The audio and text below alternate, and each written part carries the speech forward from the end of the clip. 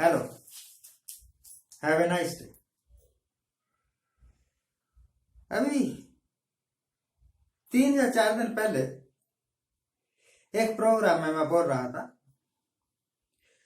तो मैंने जिस वक्त वो बात हो रही थी ना कि प्रधानमंत्री साहब पंजाब में गए और उनकी सुरक्षा को खतरा पैदा हो गया, और प्रधानमंत्री साहब ने आते हुए वापस दिल्ली जाते हुए कहा कि अपने चन्नी को कह देना कि मैं जिंदा वापस जा रहा हूं। तो ये आपकी जुबान है, आप कुछ भी बोल सकते हैं। वैसे वहां पर प्रधानमंत्री के साथ ना तो कोई बेअदबी की गई, ना किसी ने इनके विरुद्ध कोई नारे लगाए, और ना ही इनकी तरफ कोई पत्थर उछाला या कि धमकी दी, ऐसा कुछ नहीं हुआ।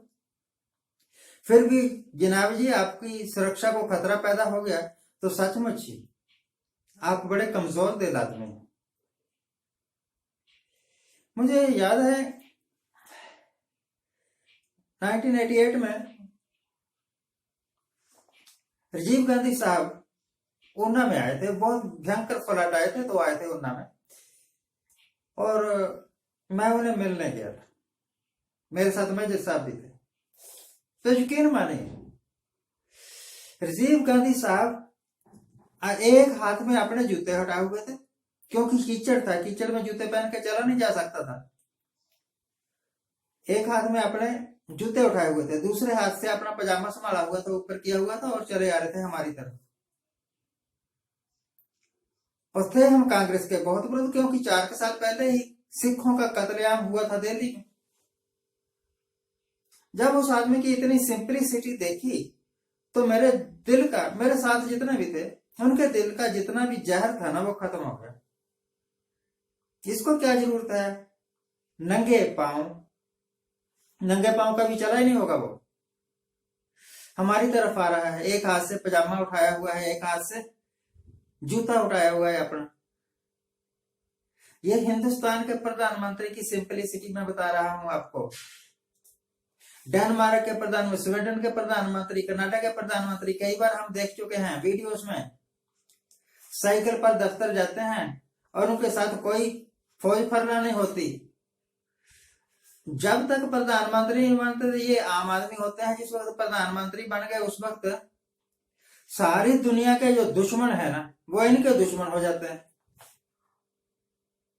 तो क्या आप समझते हैं कि आपको एक ऐसे निकम्मे आदमी को प्रधानमंत्री के रूप में देखना चाहिए? एक ऐसा आदमी प्रधानमंत्री नहीं हो सकता जिसके अंदर कोई अकड़ ना हो, जिसके अंदर कोई वीआईपी कल्चर ना हो। जैसा मैंने अभी राजीव गांधी की एग्जांपल दी। यकीन मानिए कि अगर राजीव गांधी साहब जिंदा रहते तो ये मोदी इनको किसी ने पूछना ही नहीं था, क्योंकि इनमें वो गुण ही नहीं था। प्रधानमंत्री बनने के गुण नहीं है, गप्पे मारने के गुण है। अगर ये प्रधानमंत्री साहब बन गए हैं तो इस करके नहीं बन गए कि ये दुनिया के सबसे काबिल आदमी थे, इस करके बन गए क्योंकि ये सबसे गपोड़ी आदमी थे। तो बात मैं कर रहा था कि अगर पंजाब में बीजेपी वाले 10 सीटें भी ले जाएंगे ना इलेक्शन में, तो वो पंजाब में सरकार बना लेंगे अपनी बीजेपी की। और झाड़ू वाले या कोई दूसरे कांग्रेस वाले अगर 60-70 सीटें भी ले जाएंगे तब इनसे सरकार नहीं बनेगी। और वही हुआ, छोटे लेवल पर हुआ, पर हुआ। चंडीगढ़ के यूनियन टेरिटरी का चुनाव हुआ, 35 सीटें थी, सबसे ज्यादा सीटें आप पार्टी ने जीती। और बीजेपी वाले कहा करते थे, वैसे कॉन्स्टिट्यूशन का भी यही मत है कि जो सिंगल लार्जेस्ट पार्टी है उसको अधिकार होता है सरकार बनाने का। तो सिंगल लार्जेस्ट पार्टी तो आप थी और सरकार बना गई बीजेपी। इसका मतलब सबसे ज्यादा भुखड़ पार्टी जो है वो बीजेपी है। चाहे 2 सीटें मिले, दे देंगे ना 2-2, 4-4, 5-5 हजार करोड़ों रुपया खर्च करके इन्होंने दूसरी पार्टी के बंदे खरीद लेने, अपने में शामिल कर लेने और सरकार बना लेने। ये जो अब इलेक्शन आ रहे हैं ना, यकीन मानिए इसमें बीजेपी को कोई जीत नहीं मिलेगी, परंतु मुझे लगता है ये सरकारें फिर भी बना जाएंगे, क्योंकि इनके पास कारों का खजाना है। पुराने जमाने में कोई काल्पनिक राजा था, कार बादशाह, तो वो कहते हैं कि कारू बादशाह ने अपना खजाना भरने के लिए मुर्दों के कफन उतारकर भी बेच दिए। तो इनके पास भी वही कारों का खजाना है। अगर 2 एमएलए भी हो जाए ना कहीं, तो वहां पर ये अपनी सरकार बना लेते हैं। और कांग्रेस वाले 60 एमएलए लेकर, अभी कई स्टेट्स में हम देख चुके हैं ना, 70 एमएलए लेकर फिर भी खट्टे खट्टे डकार लेते हैं, सरकार नहीं बनती इनसे। तो इसका मतलब चीटिंग करके सरकार बनाने में माहिर सिर्फ बीजेपी वाले हैं और कांग्रेस वाले उल्लू हैं। बुरा मत मानना कांग्रेस वालों, अभी आपके सामने भाई कई बार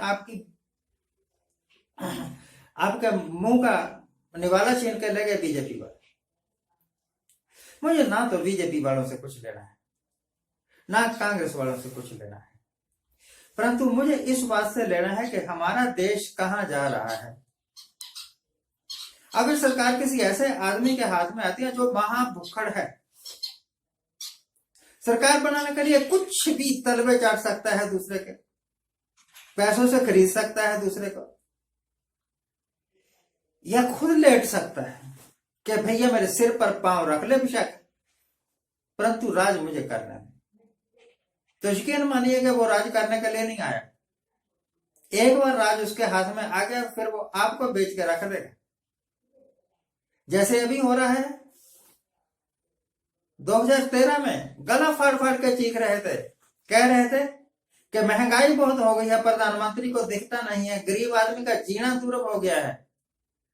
और इस वक्त जितनी महंगाई है, मोदी के राज में जितनी महंगाई हुई है, अनपैरेलल है, इतनी पहले कभी हुई ही नहीं थी। और ये मानिए अगर आज मोदी हट जाए ना, ये कहता है ना खतरा खतरा है, तो खतरा तो एकदम ही खत्म हो जाएगा। इस्तीफा दो, झोला उठाओ और चले जाओ, खतरे खत्म। दुश्मन अगर कोई होगा तो प्रधानमंत्री का होगा, जब तू प्रधानमंत्री नहीं तो दुश्मन भी कहेगी। परंतु सत्ता का रस छोड़ने कहां देगा। खैर, जिस तरह इन्होंने चंडीगढ़ में अपनी सरकार बनाई है, इसी तरह यूपी में बना लेंगे, पंजाब में बना लेंगे, गोवा में बना लेंगे, और जहां जहां इलेक्शन है बना लेंगे, पर सिर्फ चालबाजियों से। हकीकत में ये आज भी हारे हुए हैं। हकीकत में ये एक डूबता हुआ जहाज पार्टी है। भगवान इनको सद्बुद्धि दे, जो कि देगा नहीं। भगवान हमारे देश को कुछ वफादार नेता दे, जो पब्लिक के वास्ते जान कुर्बान कर सके, अपनी जान के वास्ते पब्लिक को कुर्बान ना करते फिरें, जैसा कि ये कर रहे हैं। आज के लिए इतना ही। आज जिनका जन्मदिन है उनको हैप्पी बर्थडे। आज जिनकी मैरिज एनिवर्सरी है उनको बहुत बहुत शुभकामनाएं। सदा सुखी रहिए, आनंद प्रसन्न रहिए।